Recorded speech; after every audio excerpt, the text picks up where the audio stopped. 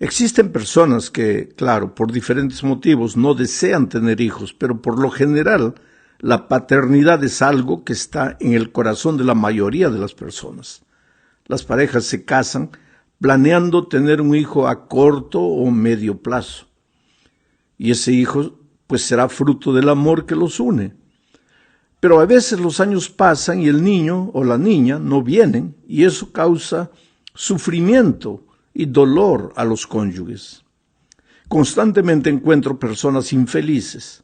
Consideran que Dios se olvidó de ellas y que no atiende su oración. ¿Sabes que este era el caso de Ana, la madre de Samuel? En aquellos días, en los días de Ana, toda mujer que se casaba anhelaba ser la madre del Mesías prometido y todas las mujeres deseaban tener un hijo varón, pero Ana no podía. El hijo deseado no venía. Entonces un día se dirigió al templo e hizo la siguiente oración: Jehová de los ejércitos, si te dignares mirar a la aflicción de tu sierva, y te acordares de mí, y no te olvidares de tu sierva, sino que dieres a tu sierva un hijo varón, yo lo dedicaré a Jehová todos los días de su vida, y no pasará navaja sobre su cabeza.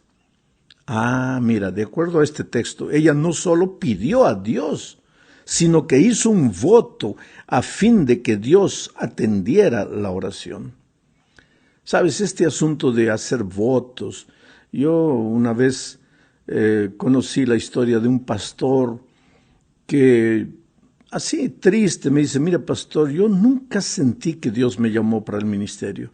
Yo soy pastor porque mi madre hizo un voto. Yo vine al mundo, mi madre no tenía hijos, entonces se arrodilló y dijo: Señor, mira, si me das un hijo, yo lo voy a dedicar para tu ministerio. Entonces cuando yo nací, desde pequeño ella me decía: tú has venido al mundo porque tienes que ser pastor, tienes que ser pastor. Bueno, terminé la secundaria, hice teología, soy pastor, pero no soy feliz, pastor. Yo hubiera querido ser médico. Y trato de ser un buen pastor, pero no logro, porque mi corazón no está en el ministerio. Mira la triste realidad de una madre que pues por querer tener un hijo hace un voto y concientiza a ese muchacho, prácticamente lo persuade a ser pastor contra su propia voluntad. Eso no está correcto, querido. Esa no es la manera sabia de ejercer la paternidad. Ahora, el propósito de este comentario no es juzgar las razones que una persona tiene para pedir lo que pida, pero por otro lado la experiencia de muchas personas, las historias de la Biblia y la observación de la propia vida me han enseñado que cuando Dios no concede algo que le pedimos, pues es porque Él en su sabiduría sabe que eso que le estamos pidiendo no es lo mejor para nosotros. Dios nunca se equivoca. Pena que solo el tiempo se encarga de mostrarnos a veces cuán equivocados estábamos cuando insistíamos en algo que el Señor no concedía. Te voy a contar una historia. Una pareja que quería tener hijos. Habían pasado 13 años, no venía el niño. Lloraban, suplicaban, ayunaban, hacían vigilia. Pedían a un pastor que ore, al otro pastor que ore. Vinieron a mí también para hacer una oración. Yo oré y pues como en toda oración dije: Señor, y si es tu voluntad, dale hijos. Cuando yo terminé la oración, la muchacha estaba molesta. Dice: pastor, ¿cómo usted se atreve a decir si es tu voluntad? Si Dios me dio vientre, quiere decir que es su voluntad que tenga hijos. Ella no, sabes, ella estaba encaprichada. Dios tiene que darme hijos. Y se sentía deprimida, se sentía infeliz. Pero tenían dinero. Fueron a un especialista, a otro especialista, gastaron miles de dólares hasta que finalmente ella quedó embarazada. Y quedó embarazada de gemelos. Ahí sí Dios existe, claro. Cuando Dios hace las cosas como queremos, ahí Dios existe. Y cuando las cosas no salen como queremos, entonces Dios nos abandonó. Mira, querido, con todo cariño, es ese aspecto de la vida que tenemos que entender. Dios siempre tiene la razón y siempre nos ama y nunca nos abandona, aunque las cosas salgan como queremos o no queremos. Bueno, ella tuvo gemelos. Los gemelos crecieron. Cuando los gemelos estaban con 13, 14 años, ellos decidieron divorciarse porque llegaron a la conclusión de que no se amaban más. Cada uno quería ser feliz por su lado, se separaron. Y los pobres muchachos, ahora, en el periodo de la adolescencia, entraron en conflictos terribles. Dicen las estadísticas que a veces entre que los padres mueran en accidente de tránsito o los padres se separen, los muchachos sufren más cuando los padres se separan. Qué terrible esta situación. Ellos se separaron, bueno, los muchachos se quedaron ahí desesperados, llorando. La niña decía, bueno, ella quiere ser feliz, mi madre, pero y no consultó conmigo y no se preguntó si yo puedo ser feliz con esa situación. Bueno, en resumen, el muchacho entró en la drogadicción y un día, drogado, borracho, violó a la propia hermana. Y lo peor de todo es que la hermana estaba embarazada. Y para no complicar la vida de su hermano, no dijo nada. Y cuando la madre se dio cuenta, ya el embarazo había avanzado. En fin, una situación triste, pero triste, triste, triste. Y ahora ella se lamentaba, ¿dónde está Dios? ¿Por qué Dios me abandonó? Por eso, querido, yo te digo una cosa. Es mejor confiar en Dios. Si Dios no te da hijos, Él sabe por qué lo hace. Ahora, tal vez podrías adoptar un muchacho que necesita de amor, yo no sé, pero confía en Dios. Él nunca se equivoca, Él nunca te abandona. Vamos a la segunda parte de este estudio. Aquí vamos a ver que el ideal divino para ejercer la paternidad es que sea ejercido por el padre y la madre juntos. Pero ¿qué sucede si la esposa o el esposo se quedan viudos?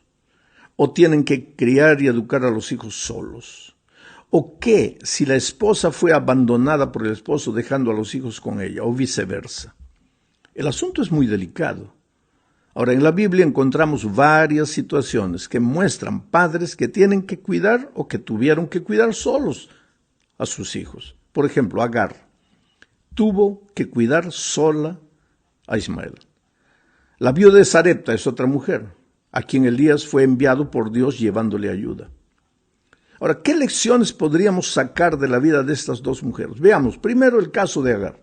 Génesis 21, 14 al 19. Voy a leer mientras voy comentando y sacando algunas ideas del texto. El texto dice así: entonces Abraham se levantó muy de mañana y tomó pan y un odre de agua y lo dio a Agar poniéndolo sobre su hombro y le entregó el muchacho y la despidió y ella salió y anduvo errante por el desierto de Berseba. ¿Por qué sucedió todo esto? Es una historia larga, pero que no viene al caso. Vamos a detenernos en el aspecto de cómo una madre con un hijo solo sale adelante. Agar y su hijo Ismael estaban caminando por el desierto de Berseba. ¿Sabes que esta vida es un desierto? Es un desierto. Estamos caminando hacia nuestro hogar celestial. Y muchas veces en el desierto de esta vida, tú como madre vas a tener que ser madre solo, o tú como padre vas a tener que educar a tu hijo solo, porque por las circunstancias están solos. Ahora el texto bíblico dice, y le faltó el agua del odre, y echó al muchacho debajo de un arbusto, y se fue y se sentó enfrente a distancia de un tiro de arco, porque decía, no veré cuando el muchacho muera. Y cuando ella se sentó enfrente, el muchacho alzó su voz y lloró, y oyó Dios la voz del muchacho, y el ángel de Dios llamó a Agar desde el cielo y le dijo, ¿qué tienes, Agar? Es interesante esto. Llega un momento en que esta pobre mujer sola, sin la ayuda de un esposo, criando a un hijo sola, llega un momento en que ella no sabe qué hacer, no sabe cómo educar a ese muchacho, vamos a decir así. En este caso específico de Agar, pues se acabó el agua, no había agua y el muchacho estaba muriendo de sed. Y en el desierto de esta vida se acaba a veces el dinero, se acaban los recursos, y la madre sola o el padre solo no saben qué hacer con el hijo. Agar entonces se puso a llorar, y es lo que le resta muchas veces a los padres, llorar, clamar a Dios. Agar levanta los ojos y dice, ¿qué hago, mi Dios? Dejó al muchacho ahí, dijo, no, este muchacho se va a morir. Se fue a una distancia como de un tiro de arco, 25 metros más o menos, y ahí dijo, no quiero ver cuando mi hijo muera. Quiere decir que hay momentos en la vida en que tú piensas que ya no hay solución para tu hijo. Se metió en la droga, se metió en cualquier cosa, y tú piensas, ya no hay salida para mi hijo. Ese era el caso de Agar. Yo no quiero ver al muchacho morir. Pero entonces desde el cielo Dios llama a Agar y le dice, ¿qué tienes, Agar? No temas, porque Dios ha oído la voz del muchacho en donde está. Levántate, alza al muchacho, sosténlo con tu mano, porque yo haré de él una gran nación. Ahora mira esta parte del texto, me impresiona. Dice, entonces Dios le abrió los ojos y vio una fuente de agua y fue y llenó el odre de agua y dio de beber al muchacho. El texto no dice que Dios le hizo aparecer una fuente de agua. No dice Dios le hizo caer del cielo una fuente de agua. No dice Dios le fabricó una fuente de agua. Dios dice, Dios le abrió los ojos y ella vio la fuente de agua. Quiere decir, la fuente de agua ya existía, pero ella no veía porque sus ojos estaban cerrados.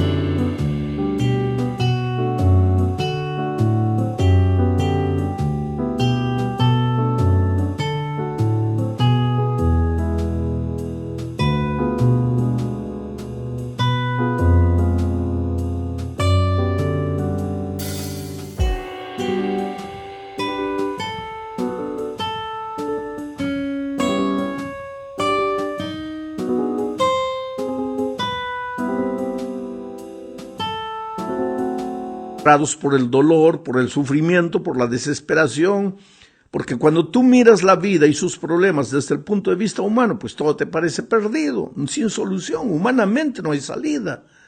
Pero cuando ella clama a Dios, ¿qué pasa? Dios le saca la venda de los ojos, le abre los ojos y ve que se estaba ahogando en un vaso de agua, porque ahí hay una fuente de agua para saciar la sed de su hijo. Y ella fue y tomó el odre, llenó de agua y dio de beber al muchacho. Y ese Ismael dio origen a una gigantesca nación.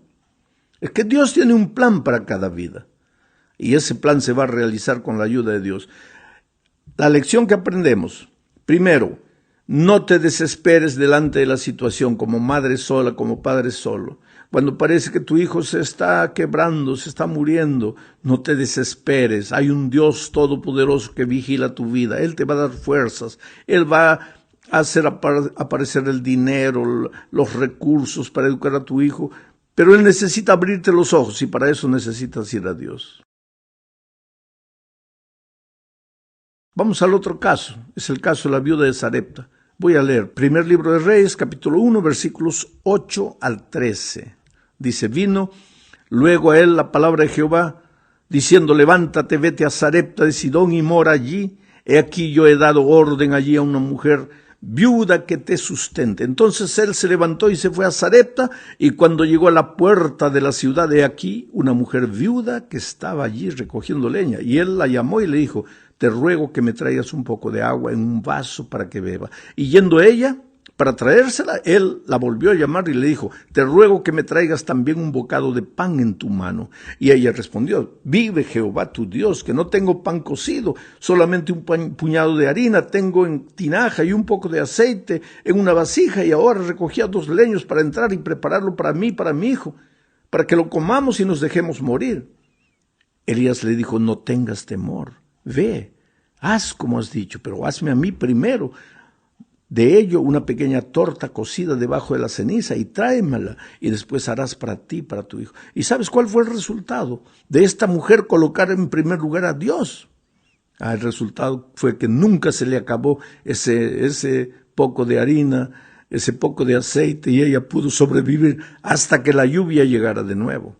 Oh, querido, coloca a Dios en primer lugar. Estás solo, no tienes esposo, no tienes esposa para ayudarte a criar los hijos. Clama a Dios. Coloca a Dios en primer lugar. Dios te va a abrir los ojos. Dios te va a mostrar el camino. Dios te va a mostrar la salida. Él nunca deja a sus hijos sin ayuda. Veamos ahora el gozo y la responsabilidad de ser padres. Esta es la tercera parte. Los conceptos los vamos a extraer del Salmo 127. Dice, si Jehová no edificare la casa, en vano trabajan los que la edifican. Quiere decir, tú como padre, si te esfuerzas en educar, ayudar a tu hijo, pero no colocas a Dios en primer lugar, si Jehová no edificare la casa, en vano vas a trabajar. Si Jehová no guardare la ciudad, en vano vela la guardia. Quiere decir, ¿quién va a librar a tus hijos de las drogas, de la promiscuidad, de la miseria de esta vida? ¿Tu disciplina, tus reglas, tu dominio propio? No. Es Jehová. Porque todas tus reglas no valdrán nada si Jehová no guardare la ciudad. Él es el que va a cuidar la ciudad. Por demás es que os levantéis de madrugada y vayáis a tarde a reposar, y que comáis pan.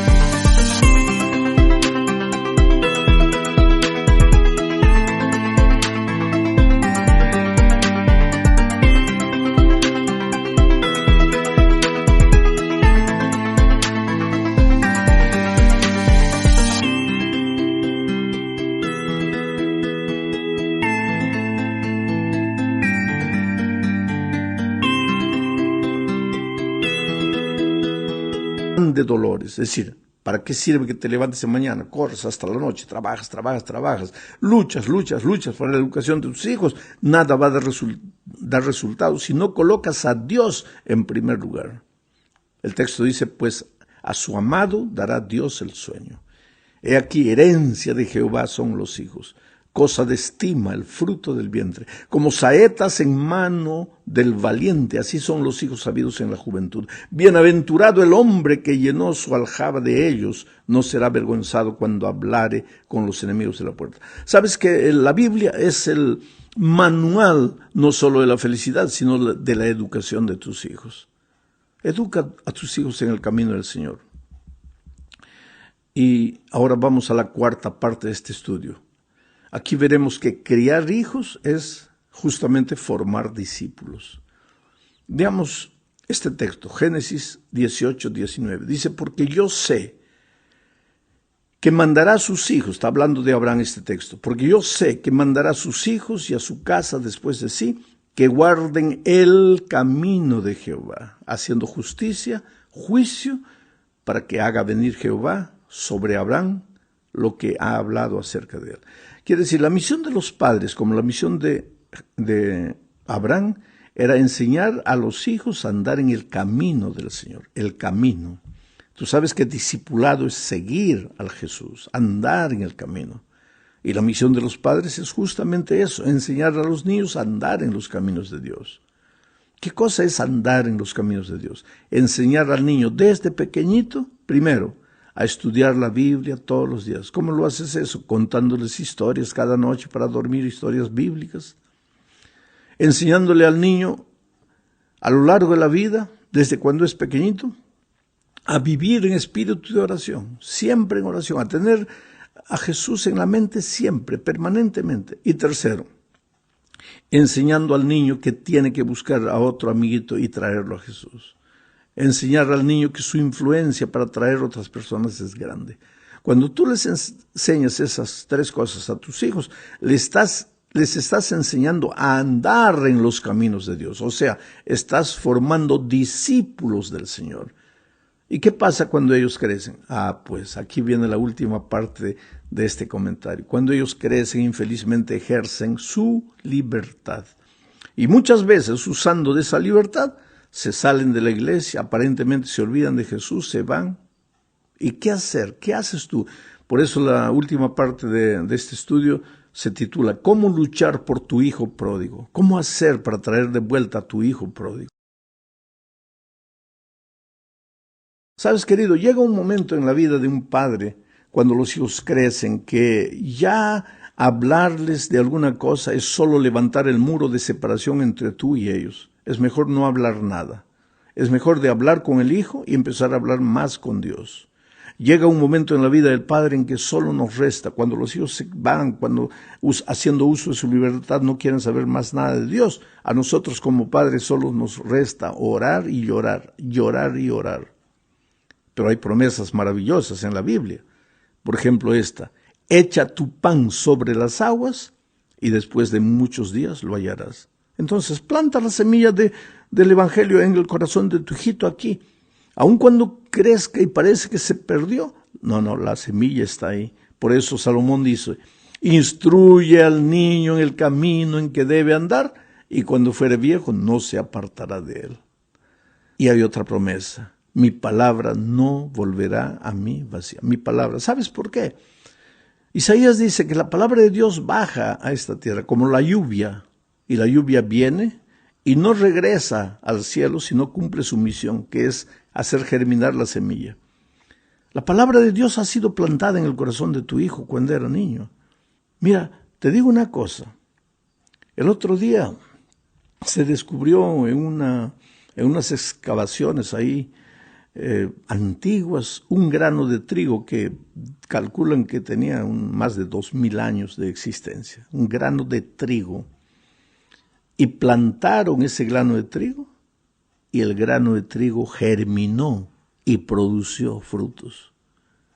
Aparentemente más de 2000 años. Aparentemente estaba muerto. Ahora yo te digo, ¿hace cuánto tiempo la palabra de Dios en el corazón de tu hijo parece muerta? ¿2000 años? No, claro que no. 10 años tal vez, 20, 30 años, no te preocupes. Cuando tú menos imagines, el Espíritu de Dios va a hacer maravillas en la vida de tus hijos. Porque la promesa de Dios se va a cumplir. Echa tu pan sobre las aguas, después de muchos días lo hallarás.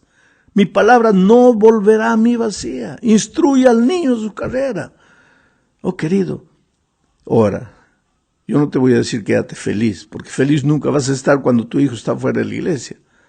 Pero no digas, perdí el tiempo enseñándole la Biblia cuando era niño, perdí el tiempo comprándoles historias bíblicas para que él asistiera. No perdiste el tiempo. Cumpliste tu misión de padre, colocaste la semilla en el corazón de ellos. Ahora deja que Dios se encargue de hacer que esa semilla germine y produzca fruto.